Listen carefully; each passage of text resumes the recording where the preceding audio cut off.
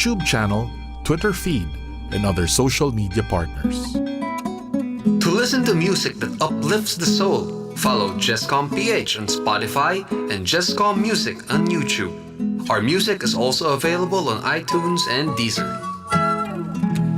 Radyo Katipunan, 87.9 FM.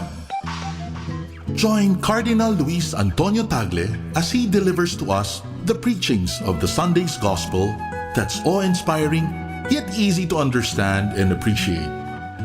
Let us all listen to the Word of God here on The Word Exposed on Air, only on Radyo Katipunan, 87.9 FM. Radyo Katipunan, 87.9 FM. Huwag kang magulat kung sa darating na panahon ay ikaw din ang paratangan ng rebelde, anti-Espanyol, anti-Iglesia.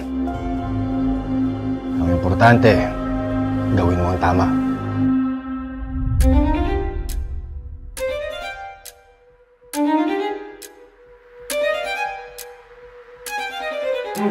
Pedro, di ba kayo natatakot? Bakit ako matatakot magsabi ng totoo?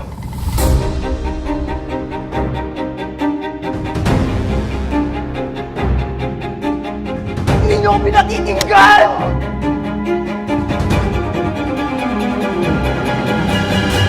Sabihin mo sa akin, Padre, hindi ba talaga tayo minalas at sinumpang bayan? Buhay pa ba ang alab sa puso mo?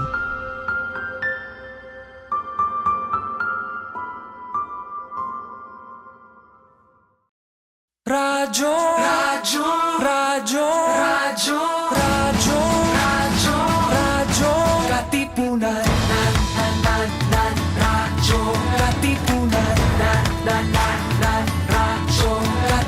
radyo, radyo, radyo, Katipunan, radyo, radyo, Katipunan. Voice of the Blue Eagle, kami di mapipigil sa pagbabalitang tumpak at tama. Buhay at tenista, sa loob sa labas ng eskwela, ating ibibida lahat ng kwela. Radyo, radyo, radyo, Katipunan, radyo, radyo, radyo, Katipunan, radyo, radyo, Katipunan, radyo, Katipunan. Kawal ni Ignacio, Katipunero, sugod, todo sa kayod, dunong at tulog, lipat na Blue Eagle, galing giting nagigil, blue and white, one big fight. Radyo, radyo, radyo, Katipunan, radyo, radyo, radyo, Katipunan, radyo, radyo, Katipunan, radyo, radyo, Katipunan, radyo, radyo, radyo, Katipunan, radyo, Katipunan. Welcome to RK Sports, where we take you right into the action with the highlights, insights, and analysis of the sports scene in, around, across, and beyond the Ateneo. With your hosts, Anthony Perez and Mookie Borja. Katipunan. Game on. Alright, what is up, Blue Eagle Nation? Glad to be back on air after last week's, productive and prayerful Undas break. As for me, I'm still in sick bay, so I'm at home, in quarantine, much like we did for the past couple of years or so. But I'm on the way to recovery. But anyways, I'm Anthony, and here, I'm happy to bring you another exciting edition of Radyo Katipunan Sports. We are live via the Radyo Katipunan Facebook page, and also also on YouTube and via radio at 87.9 FM. And joining me as always is the young fella, Mookie B, not from the Dodgers, but from our very own Loyola Heights backyard, homegrown product. Mookie, what's going on, man? Hey Anthony, what's up? I'm doing good. Was a really good break, and now we have lots of sports to talk about. Naipon after after a couple of weeks or so. But I know you had a Japan trip with your family. So how's Japan like this time of the year? It's starting to get really cold there in Japan at this time, and it's was there during Halloween. That was an experience. They take Halloween very seriously there, and it was just a fun. It was a fun trip. I was with my family, so really good food as well. So yeah. Japan and Halloween. I didn't see that mixing, no, but okay, I'll Makes a take lot that. of sense when you're there because they dress up like they properly like do it right. They're out late. They start drinking very early. And yeah. As for me, I was just watching Hubie Halloween on Netflix. But anyways, Mookie, let's get down to it. So we'll first start you off, guys, with some news around the Blue Eagles nest.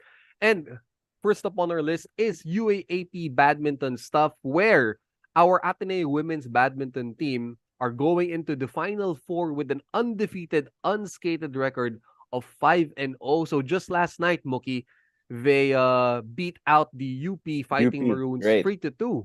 Yep.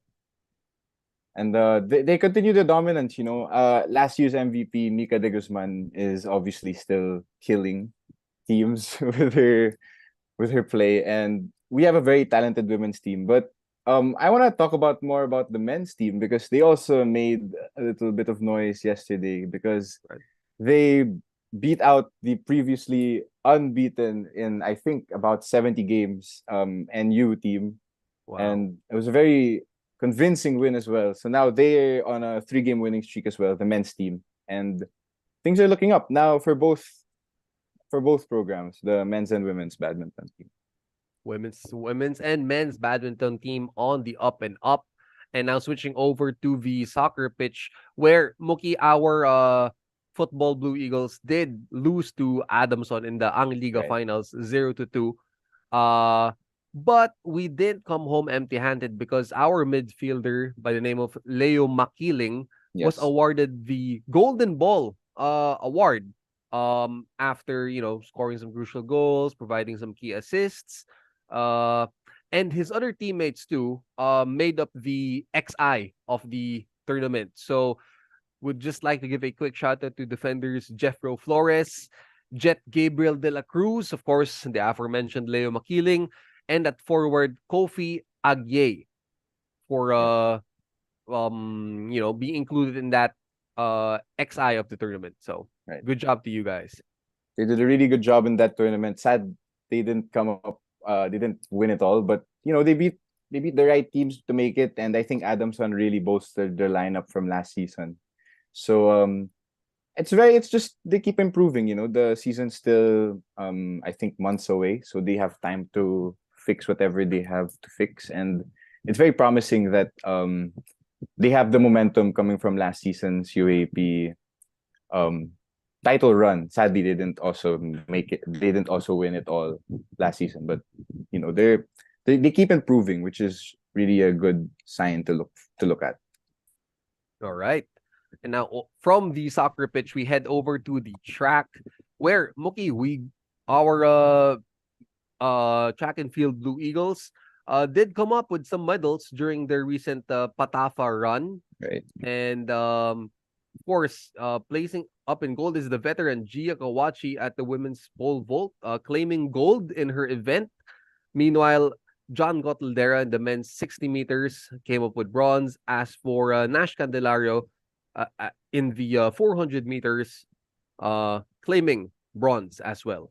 Right. This is a more pressing tournament because now I think the next thing is their UAP season, which is at the end of the month. They start on the 22nd.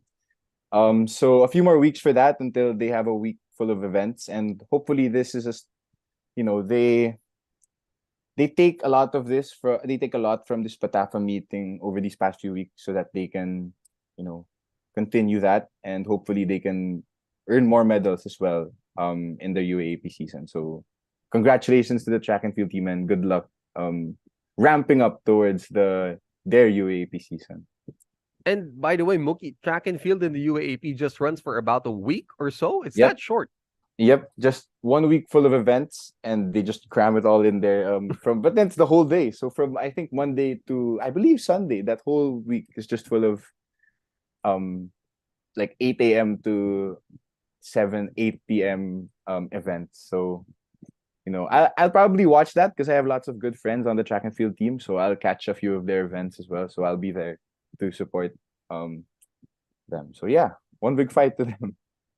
And perhaps we can bring one of the medalists along after the tournament to the show. So we would be happy to have them over. And now switching over to the hardcore to our basketball Lady Eagles. Well, Mookie, coming off the long break, they ran they ran into a wall against the UP Lady Maroons, 48-71. But just last night they did bounce back with a W versus the Adamson Lady Falcons. I don't want to dwell much on that loss against UP. That was a very bad loss.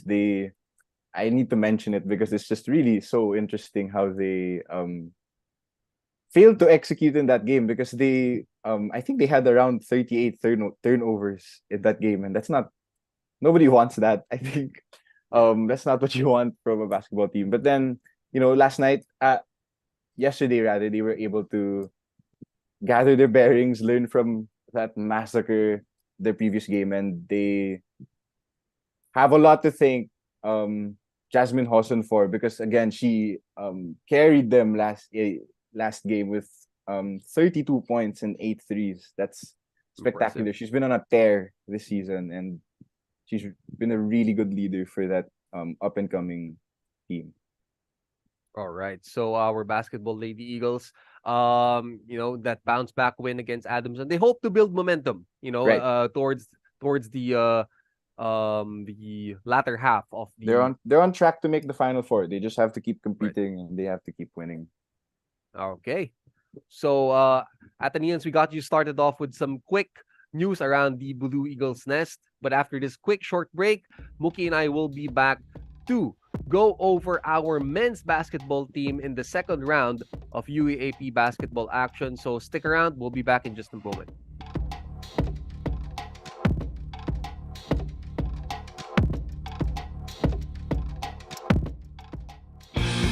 Radyo Katipunan, 87.9 FM. Mga Katipuneros, it's time to level up! Your talk variety program showcasing the best in media and other fields, as we feature the most loved personalities and the best practices of what we truly refer to as Magis. Together with multi-awarded multimedia guru Mr. Noel Ferrer, let's all level up every Friday from 3 to 6 p.m. here on Radyo Katipunan, 87.9 FM. Are you feeling sore? We can make that better. Tune in to the Ateneo Senior High School's first radio program, SOAR, the Seniors On Air Radio. Don't change that channel yet, because SOAR is ready to put the you in you. SOAR, Seniors On Air, here on Radyo Katipunan, 87.9 FM.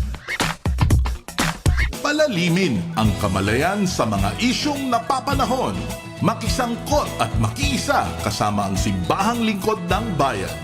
Ang Social-Political Apostolate ng Kapisanan ni Jesus. Ito ang Kwentuhang Bayan mula alas 11 ng umaga tuwing Biyernes dito lang sa Radyo Katipunan 87.9 FM. Dahil naniniwala kami na posible ang isang mas mabuting lipunan at maaari itong simulan sa isang kwentuhan.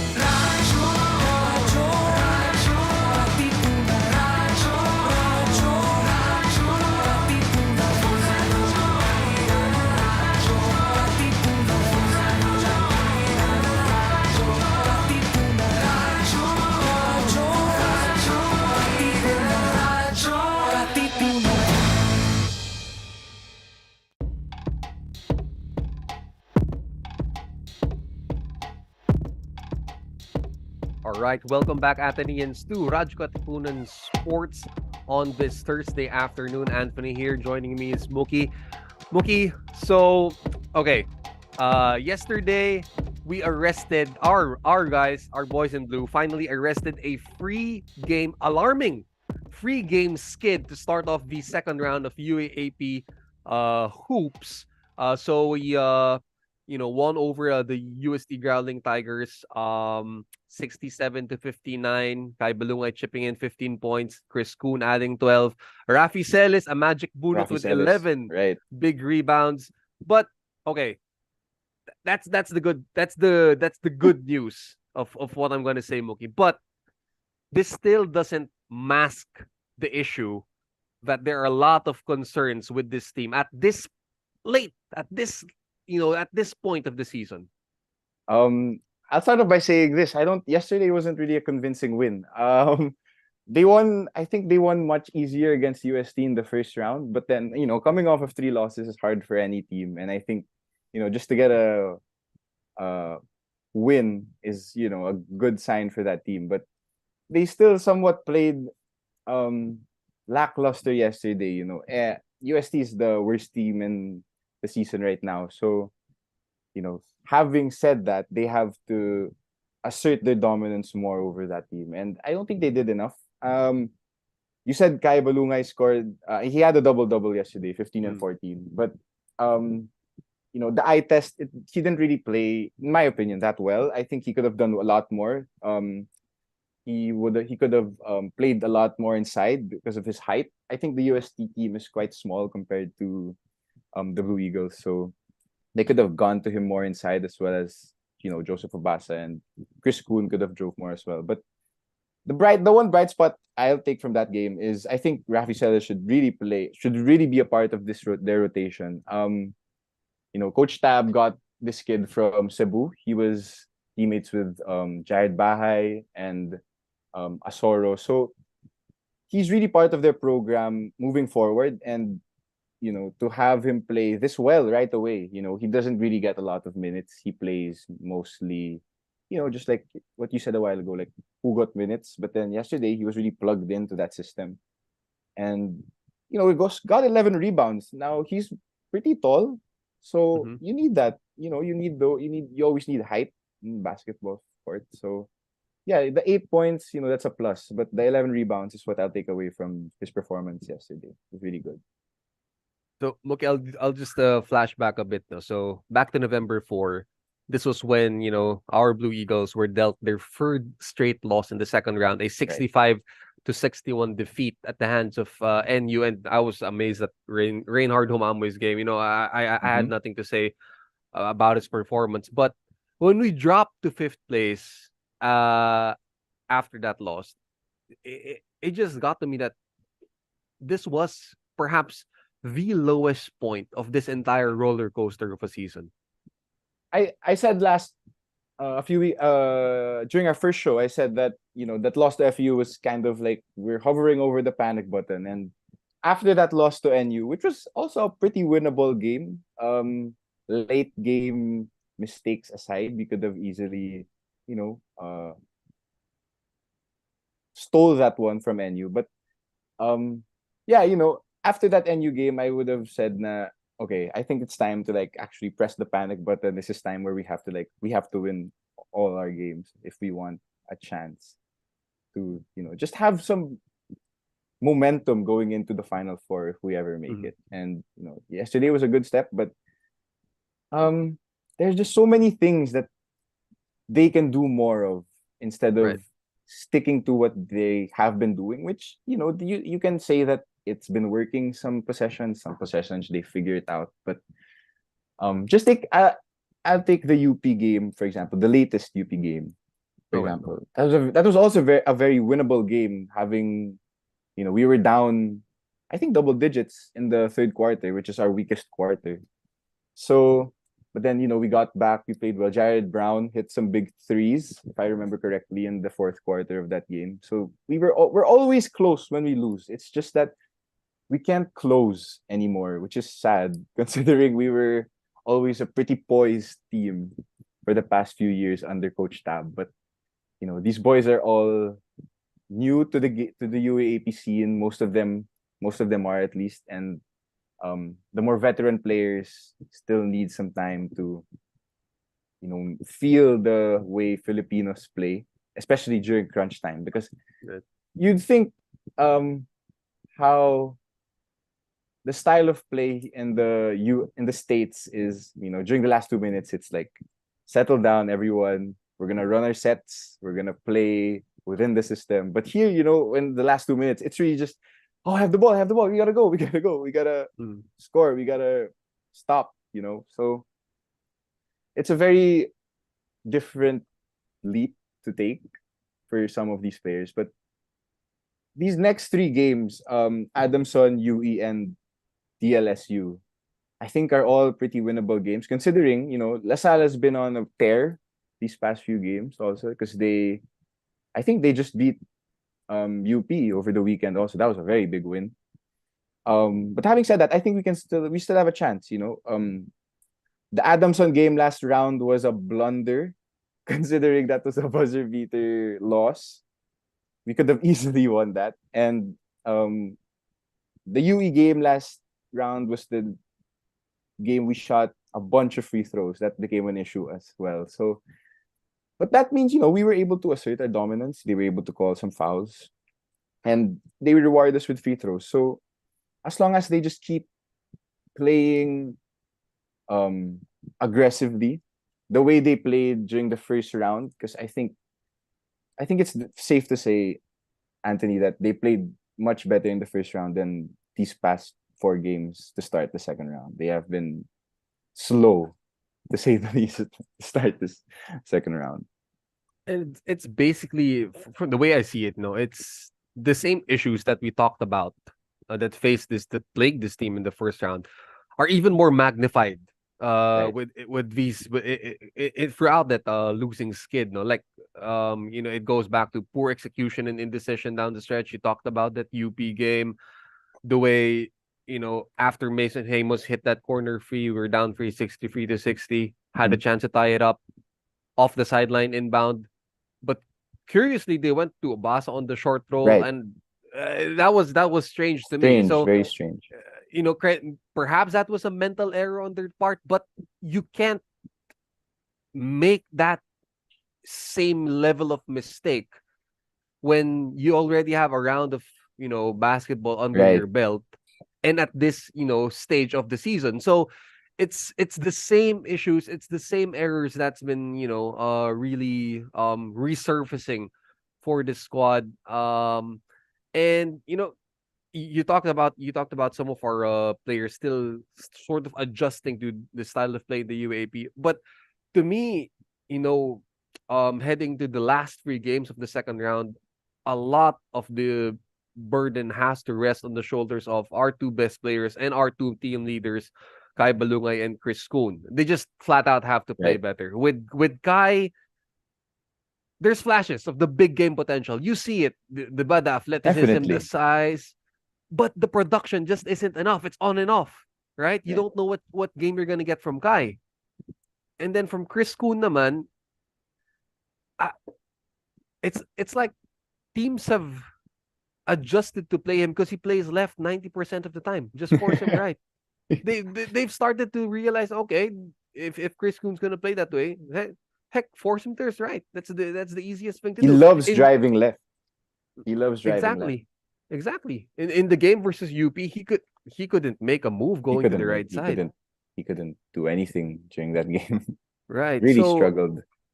so it's the inconsistency and the leadership that rests on these 2 stars of ours. But Mookie, I just want to emphasize here, after that loss to NU, that was again perhaps the lowest point of the entire season. Coach Sandy, who he admirably filled in for Coach Tab, who was sick at that time. I want to focus on some quotes of Coach Sandy, about the mindset of the team moving forward with these remaining games. So here's what Coach Sandy had to say. I think the mindset is not dwelling on the negatives or the outside noise or thinking that, oh no, we're in a situation that we've lost a lot of games. It has to come from each one of us, the coaching staff, leaders of the team, and the players. The season is not yet over. That's what we've been saying. We're going to prepare hard, watch tape. We got a job to do. Coach Stab's not here. He's won a lot, but he's also lost a lot in his career. That's basketball. Sometimes you win, sometimes you lose. Sometimes you win a lot, sometimes you lose a lot.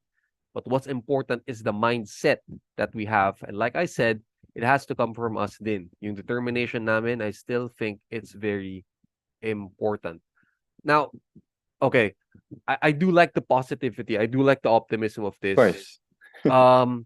Yun nga lang, Mookie, no? Parang it's hard to really get this out of your guys without the same, veteran presence that you enjoyed last year. Kasi it's easier to preach, okay, the next game mentality, the focus on do your job mentality part of it. If you got the vets to help you out with this. But Right. again, this team presently constructed is not the same roster as last year. So Made it's it very harder. clear. Everyone made it very clear at the start of the season that that's not the case. But Right. I don't know. In terms of the veteran presence, the coaches can only do so much, and the problem is, like, we lost 3 straight games. I don't think we've ever lost 3 straight games in the Coach Tab Baldwin era. So, in terms of scale, they also have never been in this position before. Like, we've never. I don't think 5 losses in their eliminations. I don't think that's Not ever even. happened. Right. So it's ludicrous what's happening to this team right now. But Coach Sandy hit it on the head. We just stay the course. There are lots more games. The positivity of this team took a step in the right direction with the win yesterday, and they just have to keep fighting. The execution will always waver. It was always ebb and flow. Depends on the team they're facing and how well they're shooting. And that's another thing. They're shooting. They were labeled early in the season as a 3-point shooting team, and they deserved it. They have a deadly 3-point shooter with Amos and Jared Brown. Jared Brown is really good shooter as well. But I would like them to exploit their size, because they have, compared to other teams, they have a really big lineup, especially with Chris Kuhn running your point. Now, you said that he only drives left, but even when he forces left, the fact that his drives can disrupt a defense, sure, because of the shooters around them. So maybe they could do that more these next 3 games, and just try and find a way to, like, balance everything so that if the shots are falling, they're falling, but if they're not, they can pound it inside. They can keep driving and getting calls, because they're bigger than lots of these teams. I mean, for a while in that UP game, I was impressed with Joseph Obasa, the aggression he showed Right. inside, the physicality. Even on the other end, he displayed solid rim protection that game. No, Yeah. if you're talking about inside play, I know, fine, we got Kai, Mason Amos can do his thing inside also, Joseph Obasa, but a guy who also has to step up inside is Gio Chu. Mhm. I mean, the previous games or so, I think Josh Lazaro has been called up ahead of him in certain parts. So again, Gio Chu's a wide body. He's a big boy He's a down big there. body. So Right. he's got to. I mean, he's got to impose his physicality as well. When he does get called up. Mhm. And that can also, just support from teammates can help him do better in that role, because he's a big guy. His job on that team is to get rebounds, set good screens, and at some point, just make a basket or two. He gets a lot of tries inside, doesn't always make them, but those, just if he makes more than he misses, he'll be able to play more minutes. He'll be able to get more rebounds, because we really don't exploit our size enough. That's one of my gripes with this team. And we have Adamson. I'm sorry, I keep predicting because I keep looking forward, because I don't really want to look back anymore at the past 4 games. Yeah. But then Adamson is still without Lastimosa. They don't really have a big lineup aside from their import.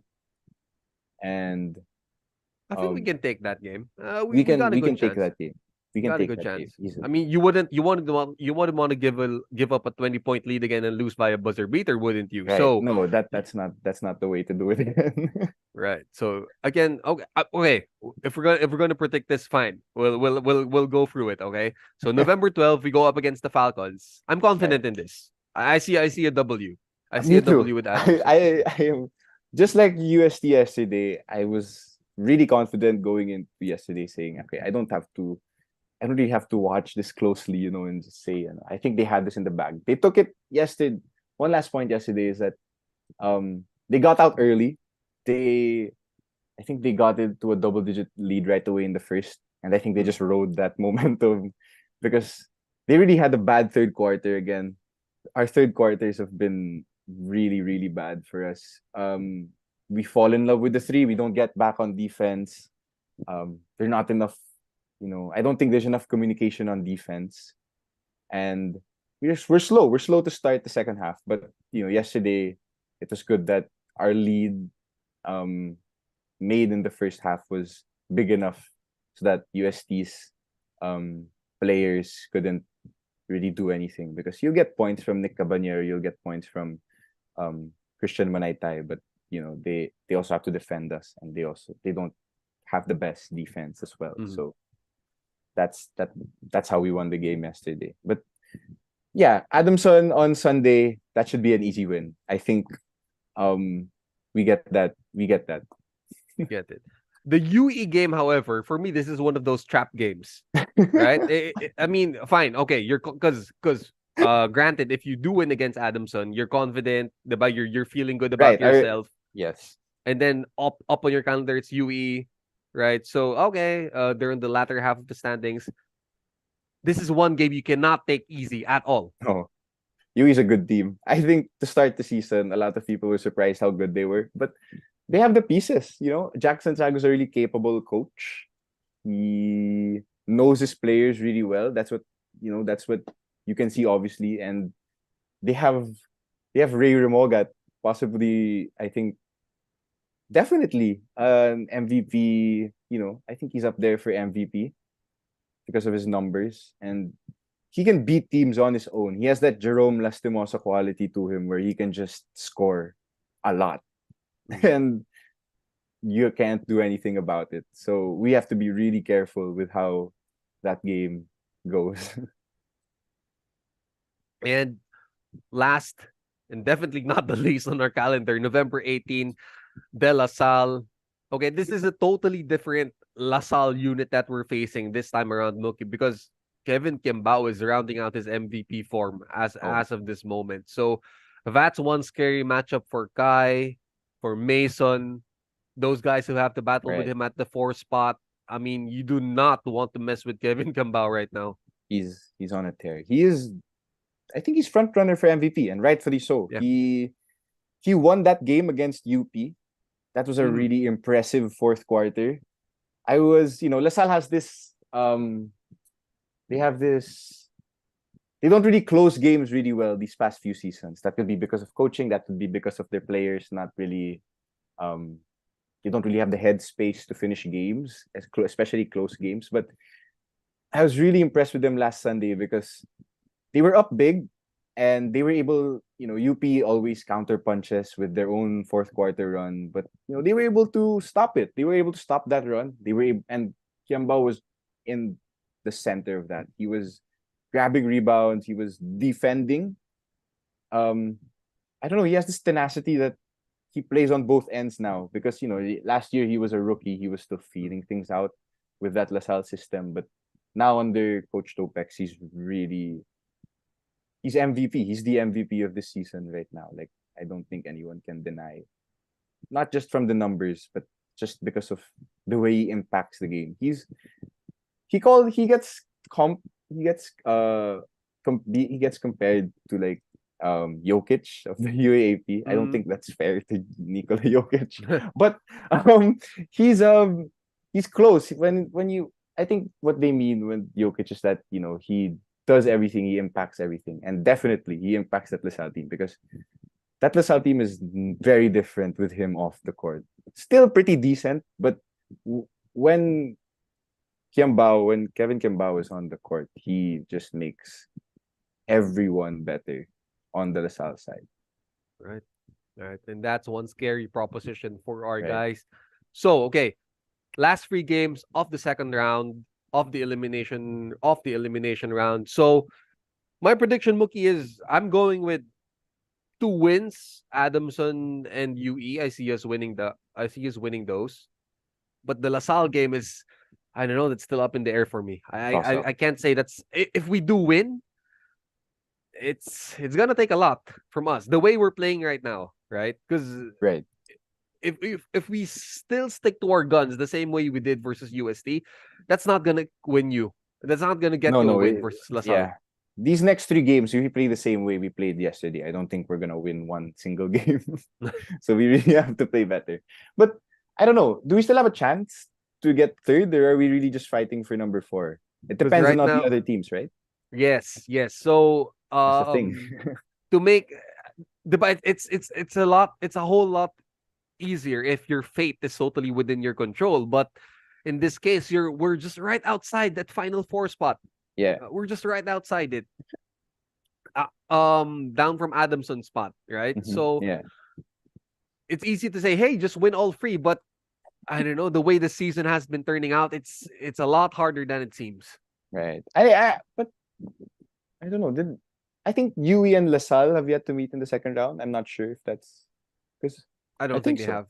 Yeah, I don't think they have. And I like watching that because last season I think Ray Remoga put them to sleep, and that was a difference maker in their final 4, in their standings, because I think LaSalle was tied with Adamson then. I don't think LaSalle made the final 4 last season. That's what I'm trying to say. But yeah, I'm really scared of Ray Remoga. That's the thing with these next 3 games. Like more than Kevin Kiambao, because I think you know the Ateneo LaSalle game is always such a, you never know what's gonna happen. Like it's such a wild atmosphere that you don't really know how players can react. But Wednesday game versus UE, right? So those are the games that are like, wait a minute, we have to like really lock in, because this is a game where if we don't execute enough, if we don't treat this game really seriously, the guy on the other side, Ray Remogat, can just take it away from us. Because I think he scored over the weekend. I think he scored like 34 points or something. He scored 30 points. People don't score 30 points in the UAAP that much. It's seldom people do that. So he's a bucket.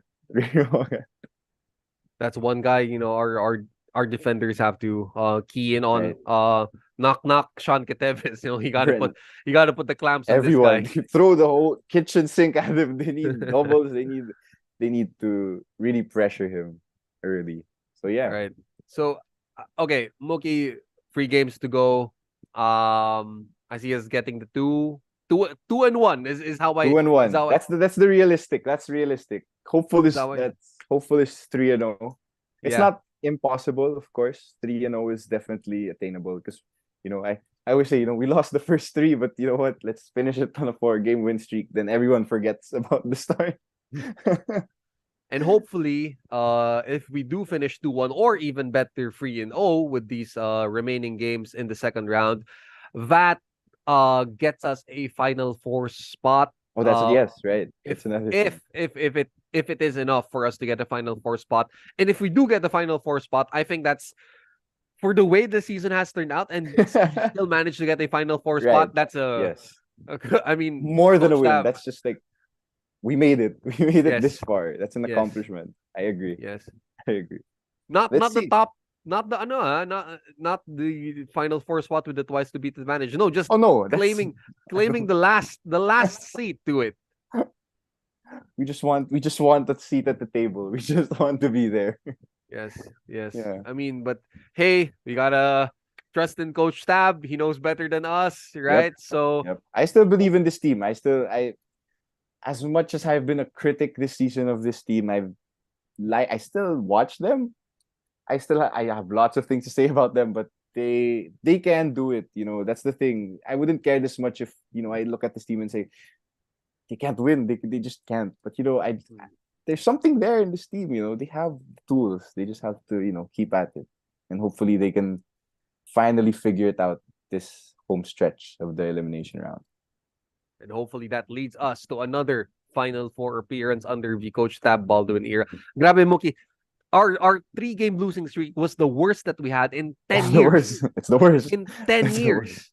Can you imagine Nobody. going back to the Kiefer Ravenna era? That's how Yeah. long it has been. So we are spoiled for wins under the Coach Tab era, but I think again every season's a different story altogether. So we just hope for the best for our squad, and hopefully they come out on top after these remaining games in the second round. Meanwhile, Athenians, that is it for our UAP men's basketball second round of action analysis. And up next after this quick short break, it's gonna be our NBA rundown. So keep it locked here only on Radyo Katipunan Sports. Yep.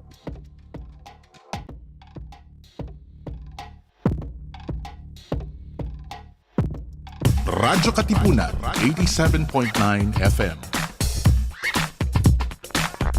It's time for the music class. Join us for an evening of learning music and appreciating the art behind every hum, tune, and beat. Listen to engaging performances and insights from some of the top and upcoming musicians in the scene today.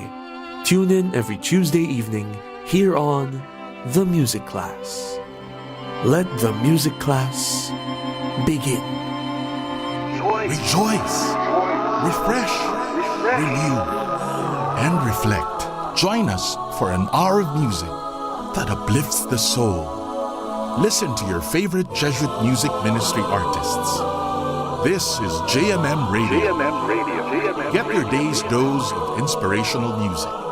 Tune in to JMM Radio every Wednesday, only here on Radyo Katipunan 87.9 FM. Mamangha sa lalim at ganda ng ating kultura at diwang makabayan, sa mga salita at pahina, sa tulong ng mga guro at manunulat ng panitikang Pilipino. Halina't tuklasin ang yaman ng ating panitikan, ang pamana ng ating lahi. Kasama si Binibining Andrea Trinidad, Ginoong Jethro Tenorio at Ginoong Yol Hamendang ng Kagawaran ng Filipino ng Pamantasang Ateneo de Manila. Ito ang Sari-Sari, ang Catholic Mass Media Awards Special Citation Awardee para sa pinakamagaling na palatuntunang pang-edukasyon sa radyo. Dito sa Radyo Katipunan 87.9 FM. We are now on YouTube. Watch all of our live episodes plus exclusive content in our channel at Radyo Katipunan FM. Don't forget to click subscribe and hit the bell to get the latest updates. Radyo Katipunan. News, insights, inspiration. Radyo Katipunan. Down from the hill and down to the world. Radyo Katipunan. The voice of the Blue Eagle.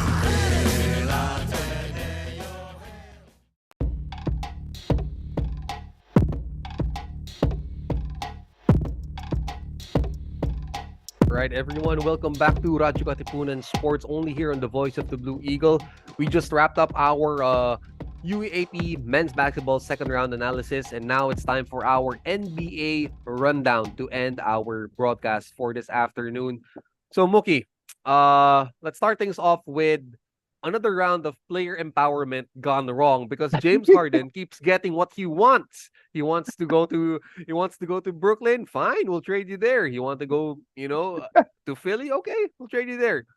Now James Harden gets what he wants again by going to the Los Angeles Clippers. Now, okay, we'll take this first from the side of the Philadelphia 76ers. On the surface level, people would think, they lost the trade because they didn't get a star in return, diba? Right. Walang Paul George involved in the deal. Not even a Terrence Mann. Not even Russell Westbrook. Not even. But I guess the biggest win here for Daryl Morey, aside from no one's in the building calling him a liar anymore, it's the real win here is flexibility. You get multiple first rounders, you get a pick swap, and then you still have over 55 million plus in cap space for the summer in free agency.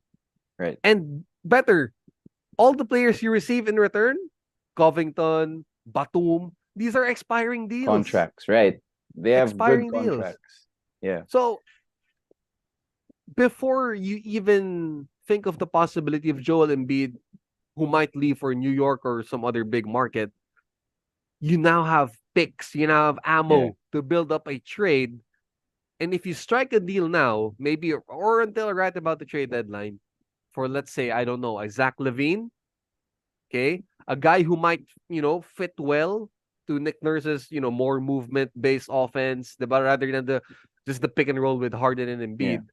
Now you got a guy who can share playmaking duties with Maxey, who's looking like a breakout all-star this year. So it just makes sense for Philly because Harden's ball dominance, it doesn't fit anymore. It never fit with Embiid. Although he led the league in assists last season.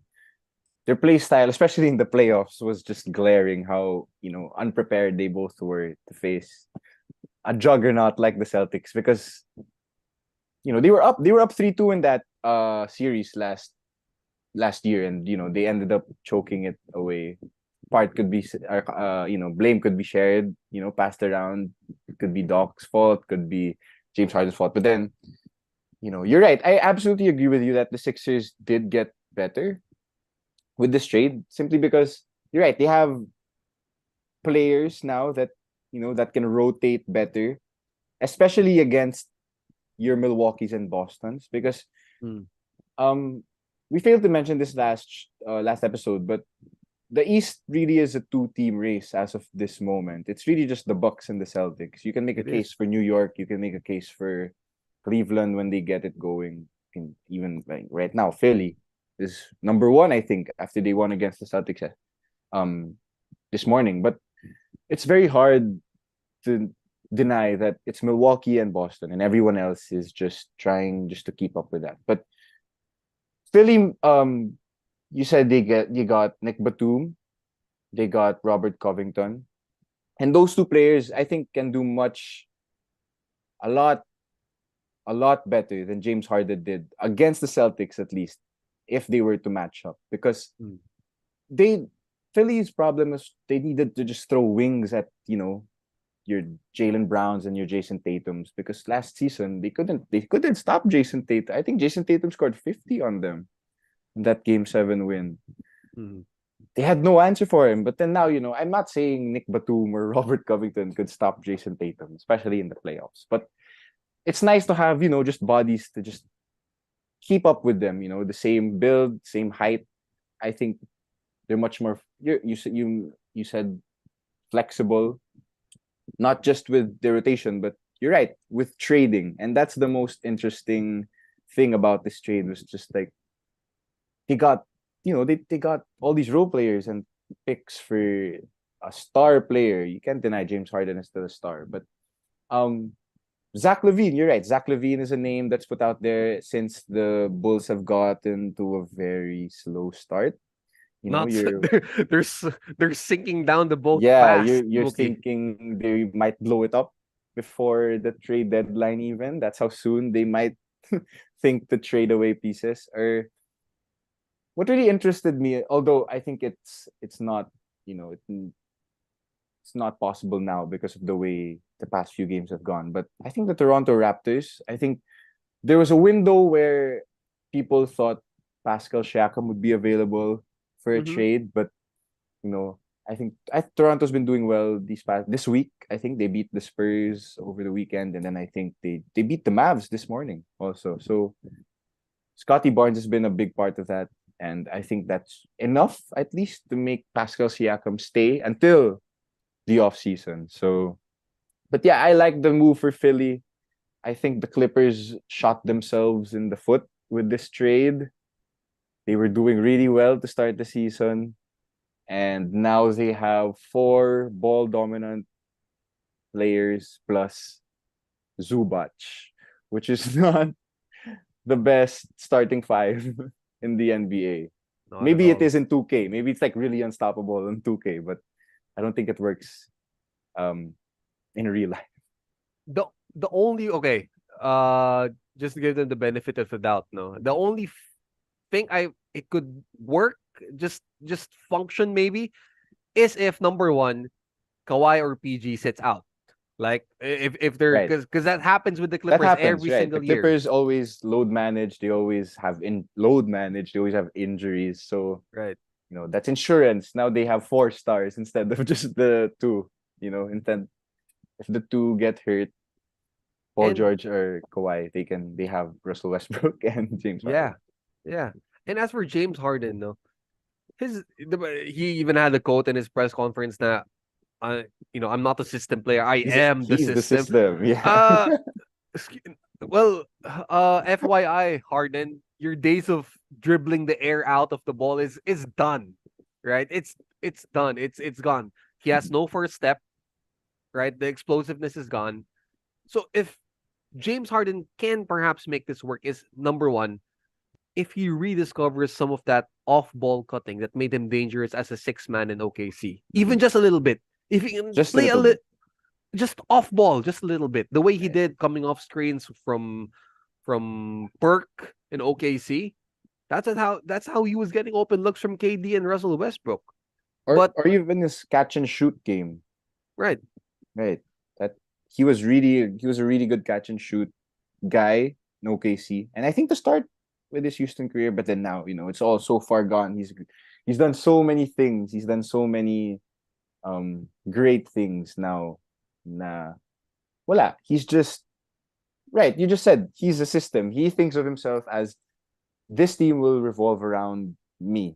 And for someone with 3 other all-star teammates, that's not really the mindset you should have. way, no Yeah, way. I mean, let's face it. This is still Kawhi's team, right? it really is. The Clippers are. Unfortunately, health has been their main issue for the past, I don't know, 3 years that they've been together, Kawhi and Paul George. So James Harden's only shot at becoming the system once again is if Kawhi and or PG sits down for a long Right. period of time once again. So, but again, I'm I'm I'm not. I don't think this team would even last until the trade deadline. Something is gonna happen again. The Of Clippers course. are gonna clip. Of Clippers are gonna course. clip, They right? always this is not the first this is their first move this season, I think. But then I really just can't lament how they were just they were pretty decent. They were really good to start. I think the first 3 games before the Harden trade, Russell Westbrook was getting more comfortable under Ty Lue's system. But then, you throw a bomb like this with a ball dominant player, and right now they lost 2 straight. They lost against the 2 New York teams. The Knicks weren't really doing that great when they faced them, but they lost that one in Harden's debut, and they lost a while ago to the Nets without the Nets didn't even have Ben Simmons, so Mm. they didn't have someone to stop. I mean, they still had Mikal Bridges, but then Ben Simmons is now their stop, their defender, their primary defender. Mhm. So to lose even without them, I saw this highlight on Twitter a while ago. It was just super disgusting how they play because they don't have rebounds, right? The 5 I mentioned before, the Westbrook, Harden, George, Kawhi, and Zubac, they were on the floor and they couldn't get a rebound against Brooklyn. Brooklyn was playing small. I think Mhm. Finney Smith was their 5, and they couldn't get a rebound. They were beaten every time. I guess it's because when you have 4-star players, they expect the others to get the ball for Yeah. the rebound. But you're you're in a team with 4 other all-stars. You guys have to rebound. You have to make sure you get the ball to start the offense. But they have a lot of work. My dad said this morning. It was really pretty sobering to think. It's very early in the season. There's no reason to panic unless you're like the Grizzlies Mhm. or Sacramento's fine. They won they won a few hours ago against the Blazers, but unless you're the Grizzlies, I think it's too early to tell with most teams. But this is not a good sign if you're the Clippers, that you get numbers. Sure, you get double doubles from Harden with the assists. You get Paul George getting going early, Kawhi working back to his hopefully old self. But your ball movement is you don't have ball movement. The ball is stagnant most times, and you're gonna have trouble with that, especially when you face the Denvers, the Golden States of the world, where they have it all figured out. They're firing right out the gates. So again, safe to say, Mookie, my winner of this trade, it's Philly. Not at Definitely all. Philly. Clippers, Clippers are gonna clip, so another TV drama to watch out for. Do you But think do you think Zach Levine though mm, can make a difference if he goes to the Sixers? if it's that system, much Maybe better than Harden will ever do. And much I mean, yeah. and I mean, look, he's the most attainable, if you will, attainable prospect that you can get as of this moment, given what's happening to Chicago. So, I Yeah. think bringing Zach Levine on board much earlier would be more beneficial to Mhm. Philadelphia. Right. Well, let's see. So moving on from that James Harden trade, aside from the neat looking courts, hey, Mookie, the in-season tournament here, it's finally here. It's in full swing. So we got to see some fantastic finishes with the Curry game winner, the Dame game Mhm. winner. But okay, so for anyone out there who's a bit still confused with the NBA Cup and how the whole thing goes, so why is the NBA doing this? Well, the 9-year ESPN and Turner deal is expiring in 2025. So the NBA is looking at a projected 70 plus billion new TV deal, which means more TV coverage, more games played every Tuesday and Friday. More games equals more revenue. Hence, we have an in-season tournament. So in premise, Mookie, it kind of sounds like how soccer clubs have their domestic league Yep. plus Yeah. their cup games in the same season. But for me, the incentive behind it, the winning $500,000, is for us it's huge. But for multi-million NBA stars, it might not be that convincing. I like the setup. I like the way it's being marketed. There's so many commercials about it, and how just simply the court. The court is just eye opening. It's Mm. pretty annoying in my opinion. Some of the courts are just really bad to look at. Hello Chicago with your red court. It's very very hard on the eyes, but Eyesore. but it's interesting. I wouldn't say na wow, it's the in-season tournament. Every Saturday, it's Saturday here, Friday there. Like, wow, I can't wait to watch the Saturday. But then maybe it's just a start. These things take time to market, most especially. And the matchups are there. We were treated to good matchups. I think Golden State got away with the win. I don't think they were supposed to win that game that easily. I think Draymond definitely goaltended that last shot. Yeah. But that game was really good. So was the Dame game. I think Dame took over, as that's why he was brought to Milwaukee. Mhm. So looking forward to this Saturday. I think the marquee one is Phoenix versus the Lakers. I think Phoenix Okay. already has their big three, because I think Beal played this morning too. So I think that's the no. So they have the matchups ready. They have the group setup is pretty much like how the Champions League in football starts. They have groups, Mm. and then the winners of the groups get to the Yeah. knockout stages. So I think this will be much more interesting once the knockout stages happen, because then people will be like, wow, I can't believe Orlando beat the Denver Nuggets, right? That Yeah. could happen. Yeah. And by then we'll be able to assess further the plans and how successful this will be. I think it will be pretty successful though. I'm not a fan again of the courts, of the play, of the jerseys either. I think some of the jerseys are just really really ugly. But that's how you make yourself known to this audience of possible broadcasters, possible streamers to pick up your TV deal. So this is all just embellishment on, hi, we're the NBA. We want you to be our new TV broadcaster. So let's see how it goes.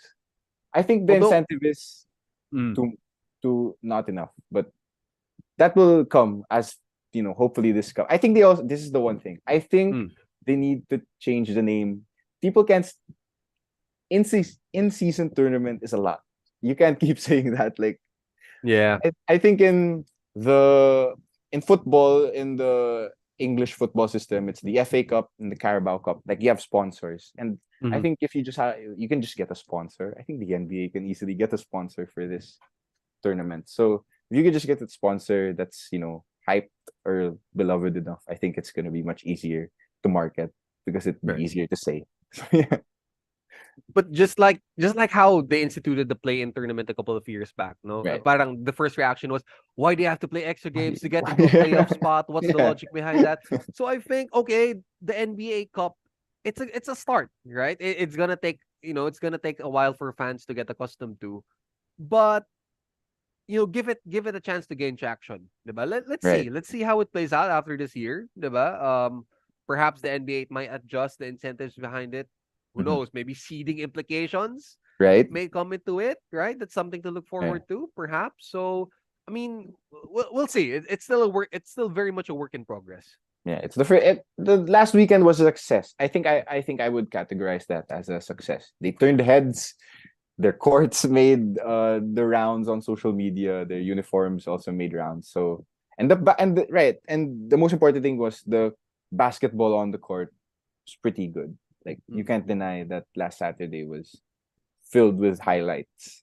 So yeah. Well, more games they play, more games for us to break down as well, Mookie. So, Yeah. everything's a win-win in the end.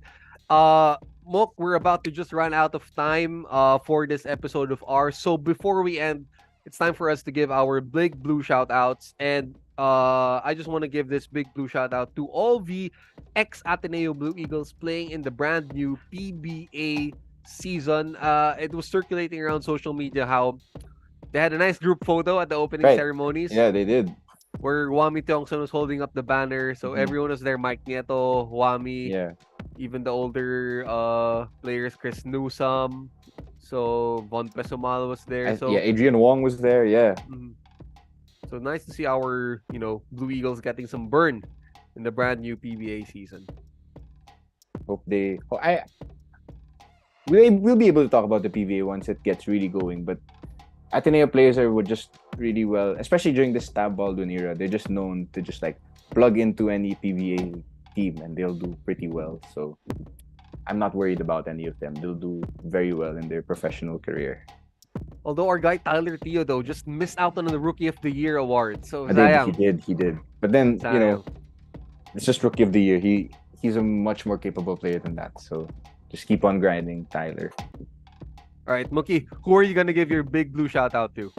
I just want to give a big blue shout out again to my, buddies in the track and field team and to all of the staff writers in guidance sports. You guys are the true hub for Ateneo sports, and hopefully these next few episodes we will get some of your staff writers to be on here, and we can just talk shop about sports. So yeah, shout out to you guys. And also before we end, Mookie, I'd just like to greet our greeters and likers. Tita Fe, Kuya Julius, Father Nono, Aji Jen, Kuya June, Miss Violi Chan, and Sir Bobby Ampo. Thank you so much for tuning in to RK Sports on this Thursday afternoon. And also thank you to the hardworking production team of The Voice of the Blue Eagle, Justin, Teo, and Leila. Thank you so much to my co-anchor once again, Mookie B. And Thanks, most of Anthony. all, thank you to our Blue Eagle Nation for tuning in and supporting Loyola Heights' #1 sports radio show. Guys, please don't hesitate to send in your comments, questions, or feedback. Mookie and I will be glad to hear from you and answer those questions in our next episode next week. So once again, this is Anthony saying goodbye, peace out, and see you again soon only here on Radyo Katipunan. Thanks, guys. Thanks Everyone. Peace.